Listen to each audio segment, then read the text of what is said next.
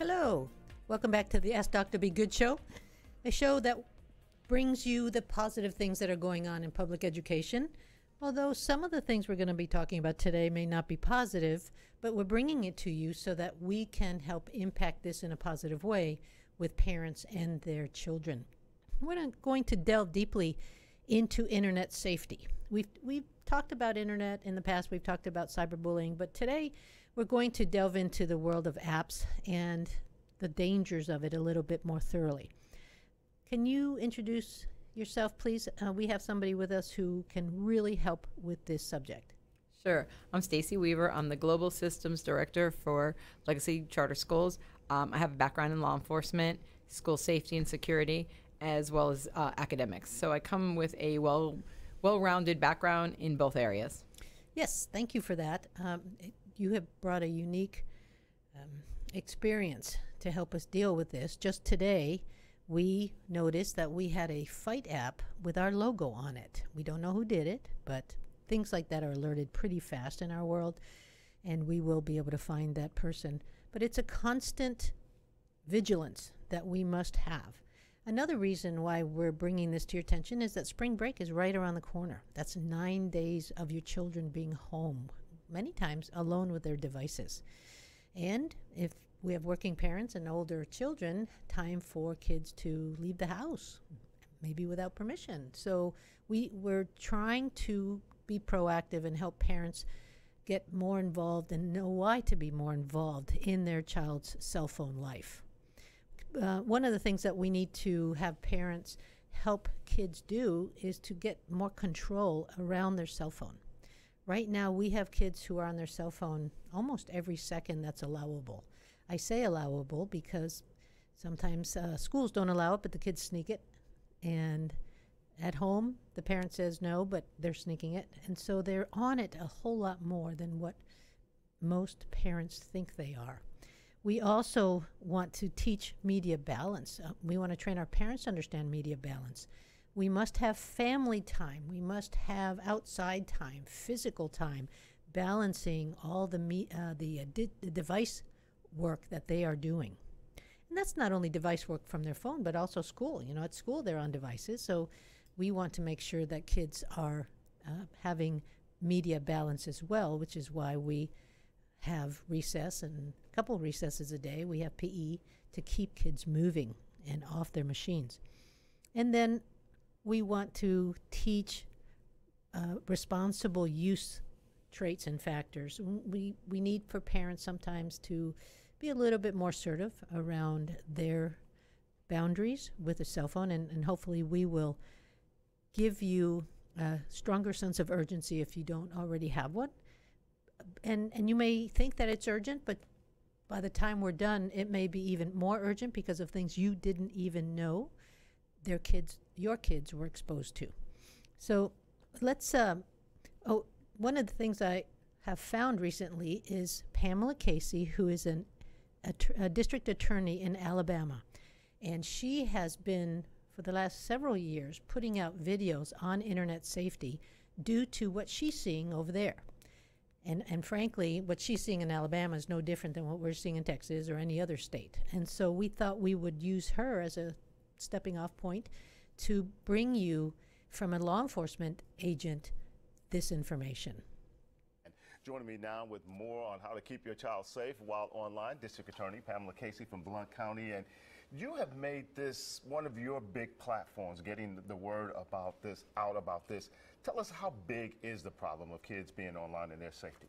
Well, studies show that 92% of teens go online every day, which means that they're using their cell phones to go on, and their ability to access just anyone and anywhere is huge if it's not monitored by parents through social media. What kind of threats are out there?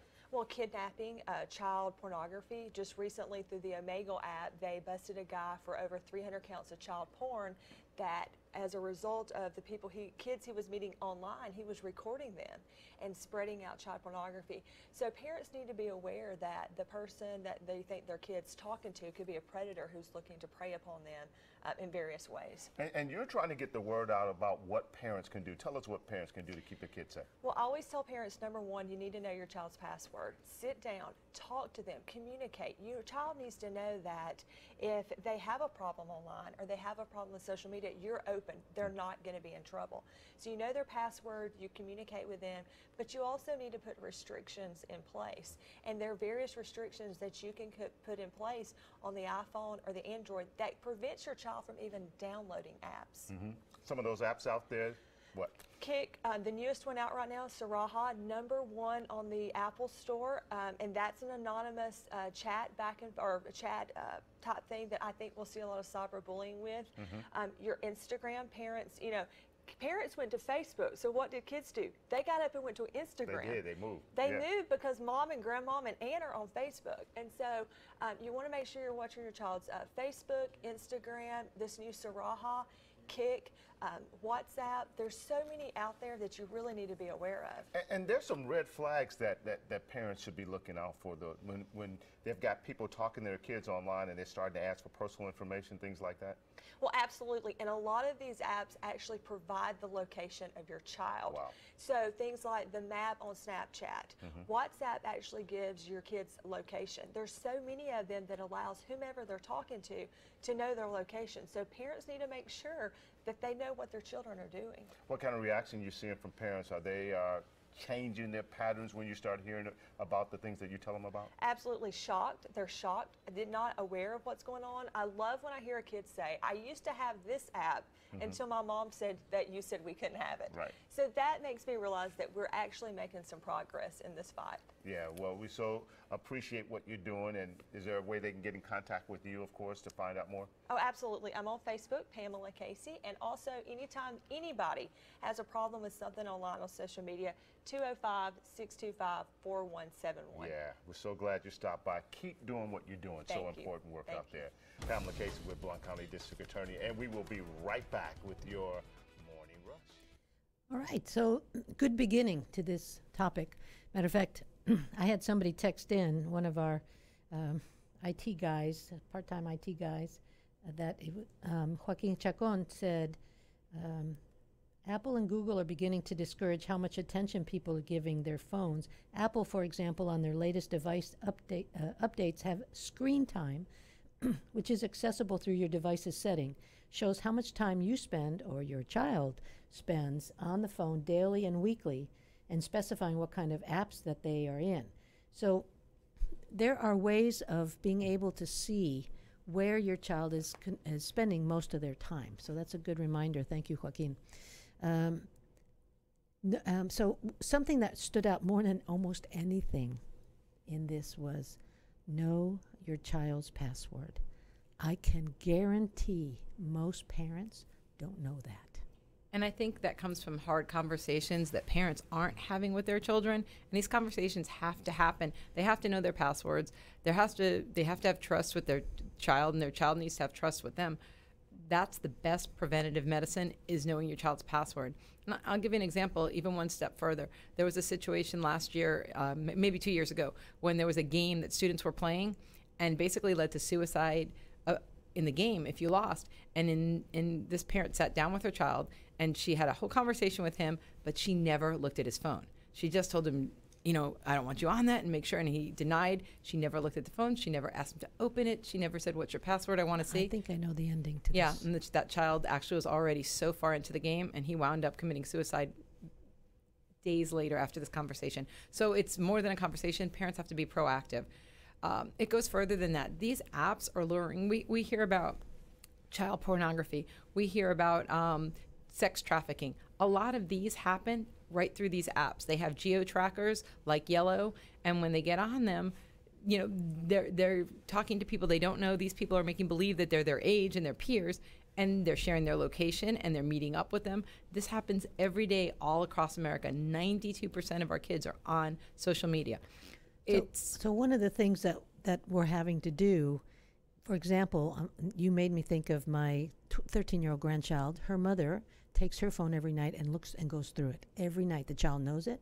She may not like it, but she knows that that's going to happen. So kids need an accountability piece, and so you have to do it, folks. And you're going to get resistance. If you've had a child with a phone for several years with unrestricted use, and something we say today causes you to have that sit down and say, we got some new rules around your phone, you're going to get pushback.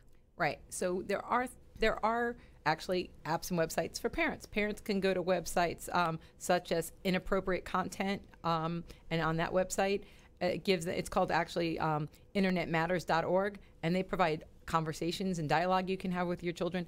Parents that really don't know about technology. We have a lot of parents that aren't anywhere near as educated in technology. It gives their kids. Exactly. So it provides as much as YouTube videos and step-by-step how to put controls on your child's phone, how to find these apps, how to look up apps that aren't appropriate so they can look at their child's phone and know what's on there. It's more than a conversation. So why do kids do this? So basically, unfortunately, back in the day, people would laugh and say, like, Barney was the babysitter. You put a video on and people would complain, your child's getting too much video. Well, you know what? Phones are doing the same thing. Phones, you see kids in carriages. The parents hand the baby the phone. The kids know how to use them and watch, even if they're watching appropriate things at that age. It's become a norm, and parents get too comfortable. They make it too convenient, and that's why it's happening. It is a form of a babysitter. Sometimes it's educational and it's great, but not always do we see that. And so we have to really make sure our kids are using responsible practices at all times. And basically, there's other things that we're talking about, those geo trackers. I don't think parents are also aware. There's things like Marco Polo, Fire Chat, and House Party, where you don't even need internet access. You set up your group, as long as you're within 30 miles of each other, you can chat, talk, and parents would have no idea. So if you think you're taking away your kids' internet access or data, they're still able to communicate. Our kids are so advanced. And so with that said, and we're talking about this, there's also 14 apps, and we're going to look at those in just a moment. Before we do, I want to go back to Pamela Casey because she has another very informative video I'd like to show parents.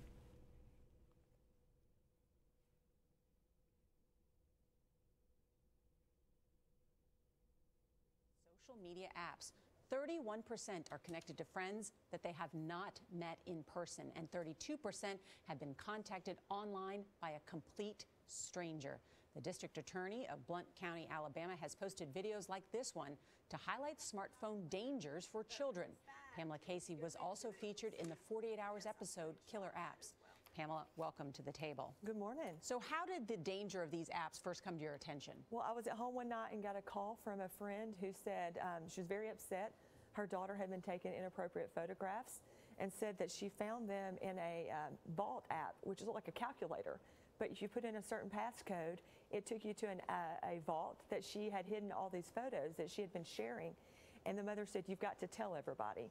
And I made a video, and that video went viral.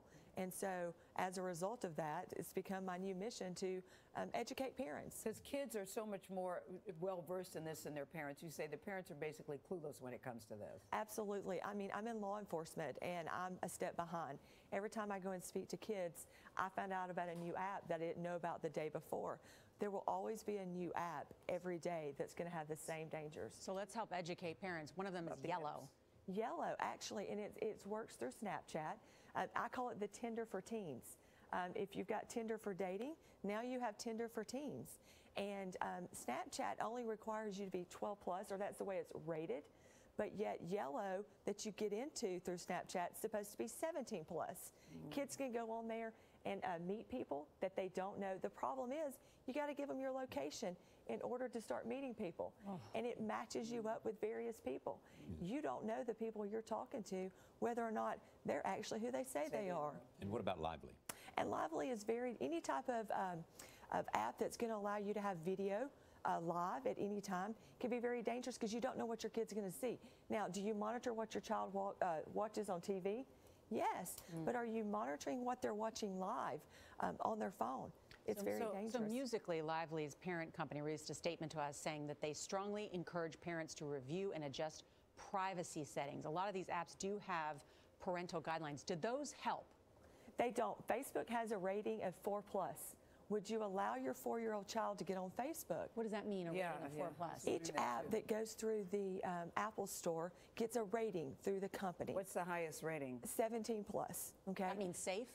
Well, that means that's what it's supposed to, you need to be 17+. I see. But there's nothing that keeps you or makes you prove that you're 17 or older. So you have kids who are, you're not even supposed to be on Facebook unless you're 12. So 4 plus refers to the age. So what's a parent to do? Well, you set the settings in the iPhone. A lot of parents don't realize that you can actually go into the iPhone and turn off your child's ability to even download an app. You can turn off the camera and you can turn off installing. Let me show you. You go into your settings. You're then going to go into your general button. You're going to click restrictions. You put in a code. Now this code is different than the password you give your child. Always know your kid's passwords, okay? But this is different. I can go in and turn off my child's camera. They no longer have a camera. I can go in and I can turn off their ability to install apps. So you can make decisions. I can you even can make decisions. I can even say, I'm not going to let you have an app that's not rated 9+. That's interesting. Yeah. So Thank you, that Pamela keeps your Casey. kids. Good information this morning. Thanks Just a lot. reelected guys. Yes. in Alabama. Thank Go you you. guys. Okay. Are we scared yet? We should be if we're not, because this happens every day. And like she said, it's constantly changing, so you can't clear and look at their phone and think you've done your due diligence. This is a daily, weekly, monthly, however you want to do it as a parent. Monthly, no. I know it's scary, but to get parents to even look at it, but it's got to be done all the time, because every time you turn around, and I think we have a slide which has right now the 14 most dangerous apps that are out right now. And as you can see, parents, take a very good look at these. Take a shot with as you're watching. Go ahead and take a snapshot of this, because these are apps. If they're on your child's phone, you should be worried, because they're making connections and communicating with people they don't know, sharing their location and sharing information. I mean, worse than that, we've seen, and it was talked about in here, pictures. Children don't realize when they take pictures of themselves and they send it to someone they know or they don't know. It's child pornography the minute they send it, so they're committing a crime, and they don't even realize it. If a 13-year-old girl thinks her 13-year-old boyfriend's her lifelong love, he's going to share that picture.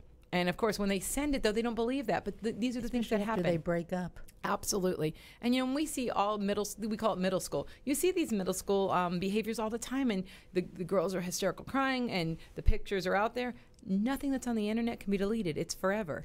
Yeah, I used to see something in our schools. I haven't seen it lately. It's a poster that consider the internet like a tattoo. Really hard to get off. Absolutely. And so these are the conversations that parents need to have. These are hard conversations, but like I said before, they have to happen. There's so many different areas that just these apps, we're not even talking about all the other websites kids can get on, just apps alone open up so much danger for our students. So we just have to continue this conversation, this dialogue. It can't stop one time. It can't be a one-time dialogue. I think, don't we have a video of Pam with Snapchat? Yes, and that's a really good one, because it talks about the geolocator. Yes. So maybe we can go ahead and put that one up for parents to also view. If we haven't scared them yet. Yeah. I think we'll do it on this one. Absolutely. Hey guys, it's District Attorney Pamela Casey, and I've gotten a lot of messages about the map feature on Snapchat. You all know that I have been adamantly against Snapchat for years, and I actually downloaded Snapchat to be able to work this app and show you as a parent kind of what you're looking for. So I'm going to go into my Snapchat. You all know it's the white ghost, and it's very hard for you to see.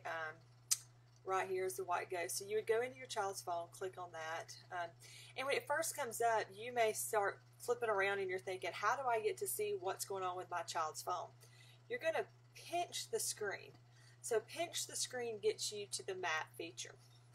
Now, let me go ahead and tell you how to turn this off before we start looking at everything. Up here at the top is going to be a little wheel. You're going to click on the wheel, and it'll give you the opportunity to swipe over to ghost mode, where other people can't see you. So that's how you get this off of your child's phone. So as you can see, this is me.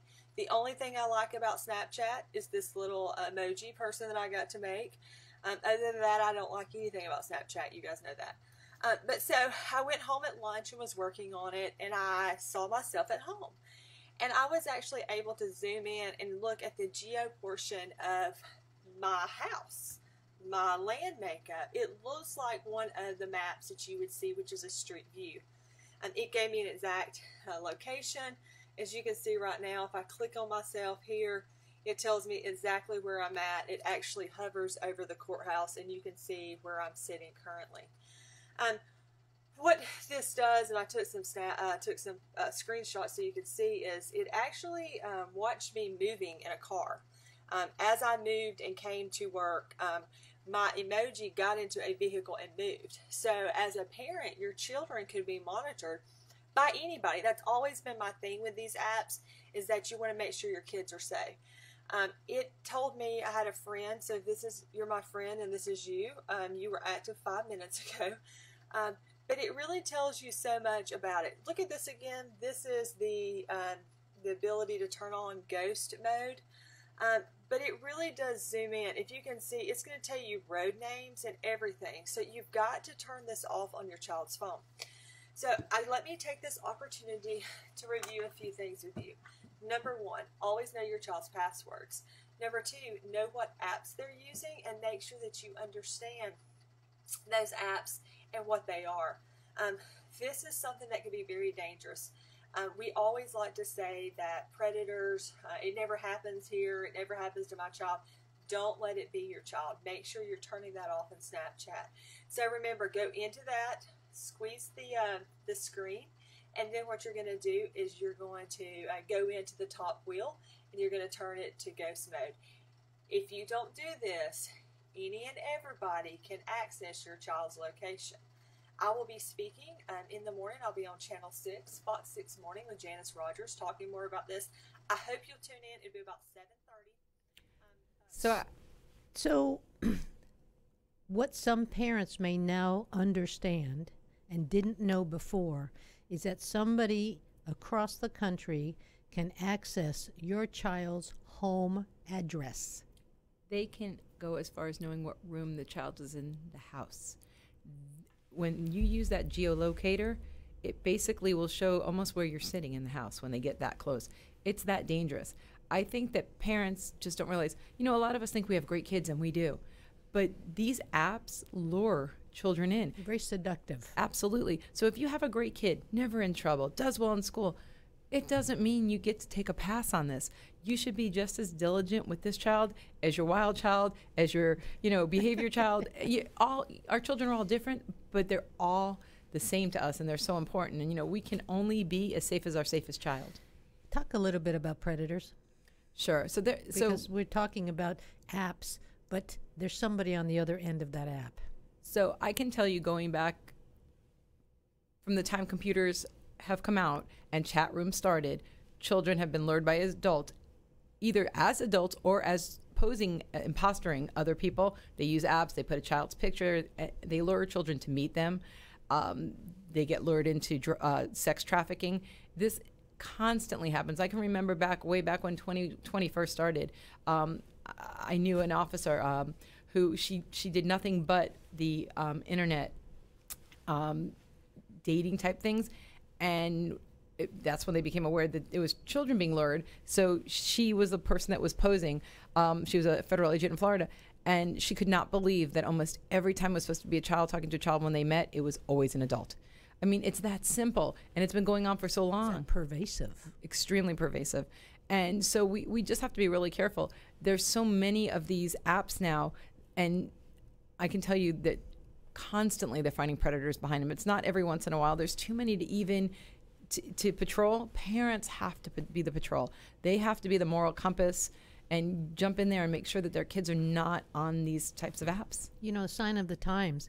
It used to be that when you were going to move into a neighborhood, you could contact the police and know where the sex offenders were located, but that's not enough anymore. Same thing with you ask for a crime report. It's not. It's a global situation.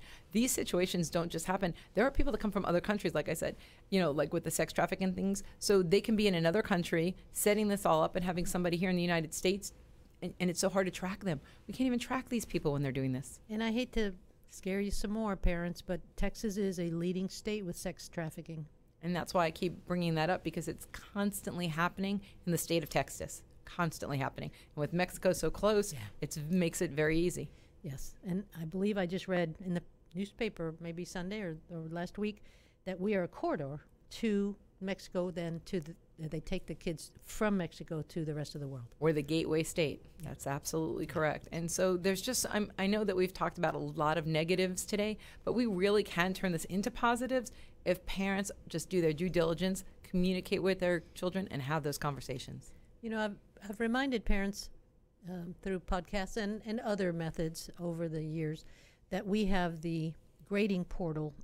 And so you're saying, well, what does the grading portal have to do with this? I've asked parents to sit down every weekend with their child, open up their grading portal at school, and look at missed grades or low grades and so forth, and have that weekly conversation around your school activities. Well, I think we need to add to that task another part, and that is after you get done with the grade portal, then you say, let me see your phone.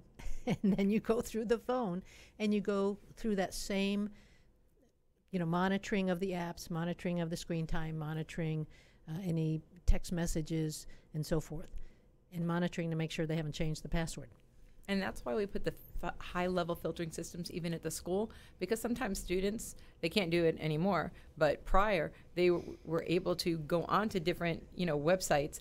And so we as school officials and teachers and counselors also have to be part of that family, making sure when they're in the classrooms as well, they're not doing these things. We have really great filtering systems, so even if they try, because they can't get on, it lets us know they're trying, so we can address it. It's just, like they say, it takes a village. We all have to be responsible in the education of our students on these apps and the dangers. One of the things, unfortunately, that parents don't have a lot of times is the latest, most sophisticated filters and so forth for their internet servers. So this is actually a very low-tech way of monitoring. You don't need anything but hand over the phone. Let me look at it. Absolutely. And if you're a parent that really doesn't know how to navigate, you can go into an Apple store. You can use your school as a resource.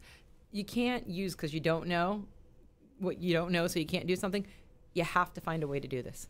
So this show is called the Ask Dr. Be Good Show, but I'm not going to let you ask me a question. I'm going to ask you a question, Miss Weaver. Turning the tables. What are you doing next week? So next week, I am actually going to Bryan College Station, and I am attending the School Marshal program so that I could recertify in law enforcement so I can keep my schools safe and secure. And you'll be bringing back, I bet, even more information. We may, I don't know, maybe. I hate to think that we'll have to have another podcast because we now know even more. I hope not. I hope we've got a handle on it to the point where we don't have to keep talking to it to this extent, although certainly keeping communication open with parents about some of the dangers out there is our job. Right. And I'll continue to get educated to keep our schools safe. Look for it in the Wednesday packet. Anything that Ms. Weaver finds that she thinks you need to know right away, she'll get in the Wednesday packet and get it home to you so that you can keep your kids safe. Well, it looks like we've reached the end of our 30 minutes. Always, as I tell people who come on, these 30 minutes feels like 5, but we've had some good information, and I hope that you will take it very, very seriously and make some changes as far as monitoring your child's phone. Thank you all.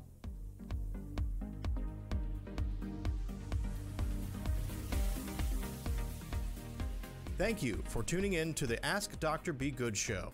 For more information on Legacy Preparatory Charter Schools, visit our website, legacypca.com, or call 469-249-1099.